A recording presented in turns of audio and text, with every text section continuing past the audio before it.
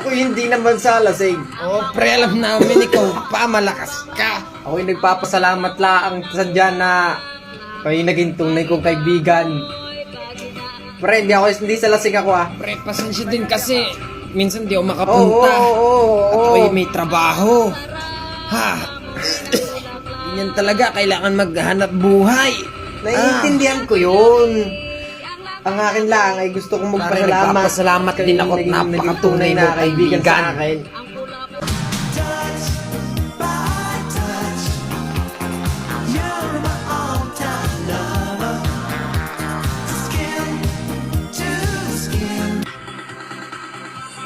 Ang bango-bango, ang bango-bango, ang bango-bango ng bulak. Pre!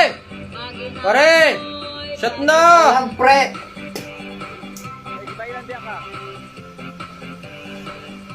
Ang sarap-sarap, amoy ng bulaklak. Huwag ka na mawala, huwag ka na mawala. Ngayon, dadaling kita sa bahay. Pre. Let me tell you something. I would like to say